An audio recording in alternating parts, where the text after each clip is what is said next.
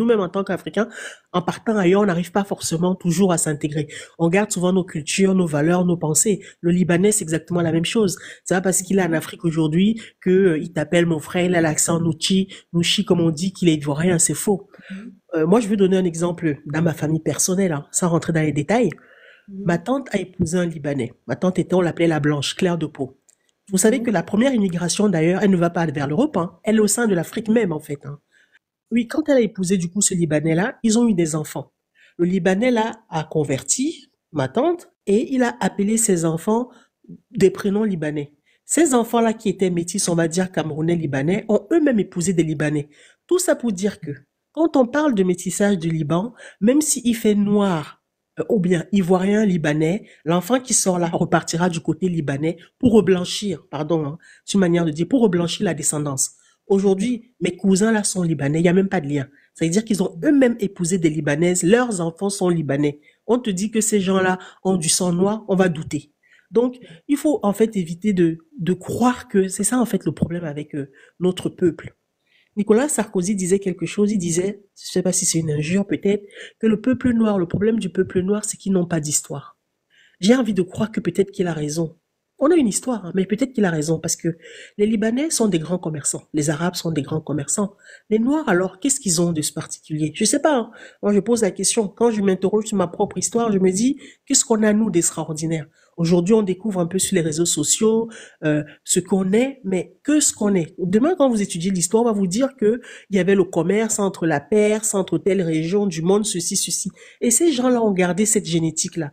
Quand le Libanais arrive aujourd'hui et qu'il fait des entreprises, il commence par des petites entreprises, on a l'impression que ils ont en fait un sang entrepreneurial. Quelque chose qui n'est pas de nous. Il suffit même de regarder en Europe qui tient les commerces. Les Arabes, les Libanais, les Turcs. Quels sont les Noirs, les Asiatiques qui tiennent même les commerces? Ce qui est grave, c'est que c'est les commerces qui nous vendent nos produits de notre communauté. Moi, je vais acheter le macabo, la banane plantain, les mèches, tout ce que je vais acheter, les rajouts, j'achète chez le Chinois. Alors que ce sont les produits de mon pays dont j'ai besoin. Alors la vraie question aujourd'hui, c'est quoi? C'est que moi, je constate, hein, mais peut-être ce qui est bien avec les réseaux sociaux, c'est qu'on s'éveille de plus en plus. Parce qu'on a accès à la connaissance, peu importe comment elle est, mais en tout cas, elle est dite. C'est à nous après de la travailler. Aujourd'hui, ce que je vois, c'est qu'on a un peuple qui parle énormément. Un peuple qui agit moins. Ce que font les Libanais aujourd'hui ne devrait pas nous étonner dans le sens où je dis toujours combien de nous retournent en Afrique. Regardez, la vraie question c'est ça. Le Libanais, il a la guerre chez lui, il va se chercher. Nous, on a la pauvreté chez nous, pas forcément la guerre. Mais on vient en Occident, on reste, on vieillit, on meurt, on fait des enfants, on ne rentre pas. Le Madame, Libanais, oui. on n'a pas besoin d'imiter les Libanais. Ceux qui disent là qu'on peut se marier avec les Libanais, on peut les imiter, les Libanais sont patients, les Libanais savent quoi faire le commerce. On n'a pas besoin de ça parce que nous autres aussi, nous sommes des grands commerçants. Mais le problème, c'est que vous n'arrivez pas à comprendre ce que nous sommes en train de dire. Ce que nous sommes en train de dire, c'est que il y a deux éléments centraux chez les Noirs qu'on doit régler. On doit régler les problèmes, donc, d'élever le niveau de confiance en soi chez nos frères, chez nos propres frères et sœurs. Et aussi, on doit avoir notre propre monnaie. D'ailleurs, notre propre monnaie est capable d'augmenter la confiance en nous.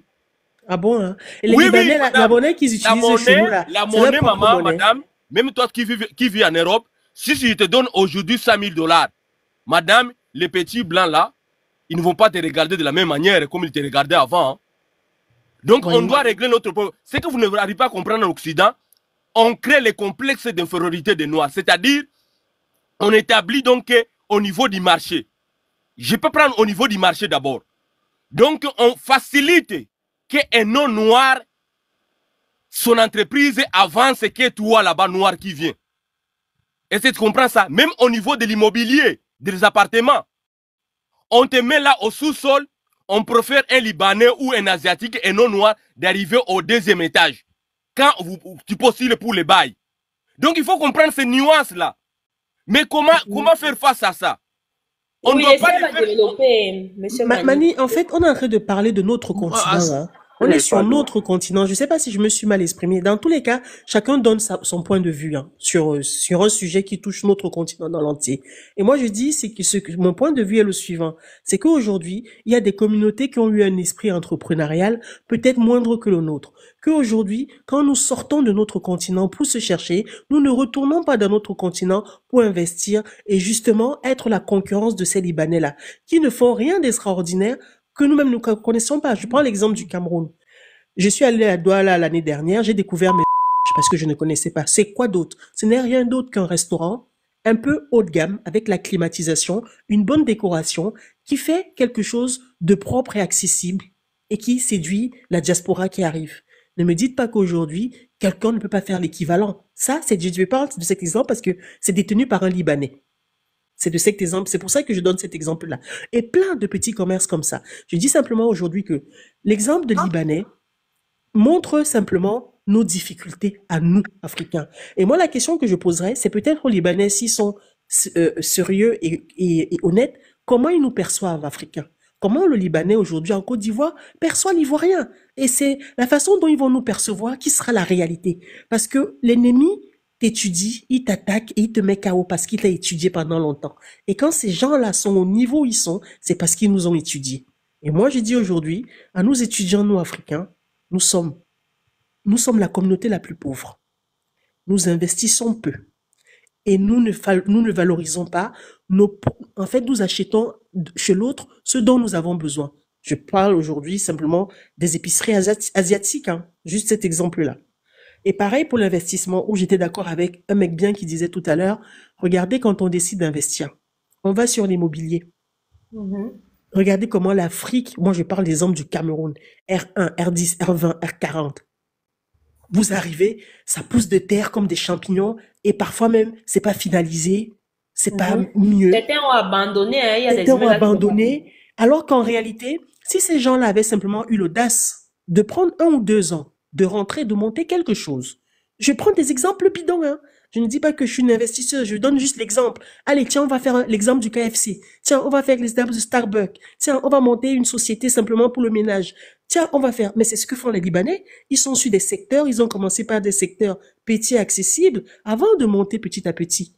Donc, et puis, Mani, quand on parle de monnaie, ces gens-là, ces Libanais, ils utilisent le franc CFA. Et c'est avec ça que leurs enfants qui sont nés sur le sol africain vont étudier en Occident. C'est avec le franc CFA qu'ils envoient leurs enfants étudier en Occident. Donc, l'Africain, honnêtement, pardon mes frères, mais on n'est peut-être pas trop structuré. Peut-être qu'on parle beaucoup, peut-être qu'on prend moins de risques, et peut-être que les autres nous ont étudiés, et malheureusement, peut-être qu'ils sont meilleurs que nous, je sais pas. Voilà.